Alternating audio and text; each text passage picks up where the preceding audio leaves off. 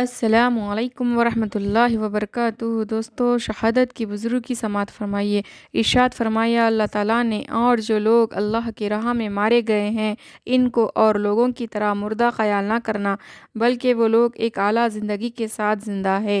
اور وہ اپنے رب کے نزدیک ہے، ان کو رزق بھی ملتا ہے۔ شہیدوں کو مرنے کے بعد ایک خاص طرح کی زندگی سے دوسرے لوگوں کو قیامت میں ہوگی۔ شہیدوں کو اس زندگی میں کھانا پینا اور ہر طرح کا آرام بھی دیا جاتا ہے۔ شہیدوں کے بدن کو زمین نہیں کھاتی اور ان کا خون پاک ہوتا ہے۔ رسول اللہ صلی اللہ علیہ وسلم نے فرمایا کہ شہید قیامت کے میدان میں اس طرح آئے گا کہ اس کے زخموں سے خون بہتا ہوگا اور خون سے مشک کی خوشبو آتی ہوں گی، اور شہیدوں سے اللہ تعالیٰ فرمائے گا، اے میرے شہید بندو، ہم تم سے بہت خوش ہیں، آج جو چیز تم مانگو گے ہم دیں گے۔ وہ عرض کریں گے کہ اے رب، ہم تو یہ چاہتے ہیں کہ پھر دنیا میں جائیں اور آپ کی راہ میں شہید ہو، حالانکہ جنت میں جا کر کوئی آدمی یہ نہیں چاہے گا کہ میں دنیا میں پھر جاؤں۔ اور ارشاد فرمایا رسول اللہ صلی اللہ علیہ وسلم نے کہ شہید کو اللہ تعالیٰ 7 بزرگیاں عطا فرماتا ہے۔ ایک یہ کہ خون کا پہلا قطرہ گرنے پر بخشا جاتا ہے، اور دوسرے یہ کہ جان نکلنے کے وقت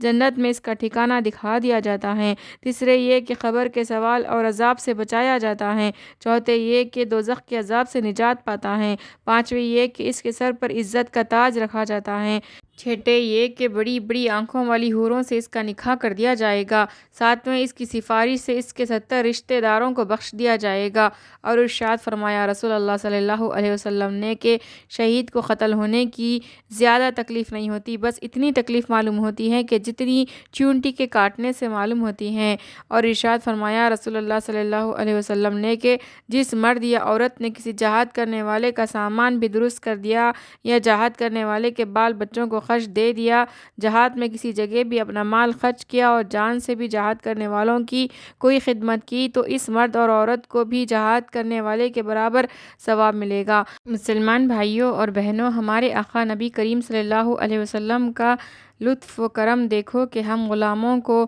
مفت میں گھر بیٹھے شہادت کا درجہ دیتے ہیں۔ فرمایا ہے کہ جو مسلمان اللہ تعالیٰ سے سچے دل کے ساتھ شہادت مانگے تو اللہ تعالیٰ اس کو شہادت کا درجہ دے دیتا ہے، چاہے وہ مانگنے والا اپنے بستر پر ہی مرے۔ مسلمان بھائیوں اور بہنوں، شہادت کا درجہ بہت عالی شان ہے۔ اللہ تعالیٰ جس سے زیادہ محبت کرتے ہیں اس کو یہ درجہ عطا فرماتے ہیں۔ ہم کو بھی یہ درجہ حاصل کرنا چاہیے اور جہاد کے لیے ہر وقت تیار رہنا چاہیے۔ عزیز دوستو، اب جانتے ہیں شہادت کی قسمیں کتنی ہیں۔ شہادت کی کئی قسمیں ہیں، جیسے طاعون میں یا کسی وبا میں مر جانا، ڈوب کر یا جل کر مر جانا، دل کی یا پیٹ کی بیماری میں مر جانا، یا عمارت وغیرہ کے نیچے دب کر مر جانا، حمل یا زچہ خانے کی حالت میں عورت کا مر جانا وغیرہ۔ ایسی ناگہانی اور سخت بیماریوں میں مرنے والا مسلمان بھی ایک قسم کا شہید کہلاتا ہے، مگر 2 قسم کی شہادت سب سے اعلیٰ درجہ رکھتی ہیں۔ ایک خفیہ شہادت کہ آدمی دین کی خدمت اور حفاظت کرتا ہو، بے دین آدمی اپنا مطلب پورا کرنے کے لیے اس کو قتل کرے یا کرائے اور قاتل کا پتہ نہ چلے۔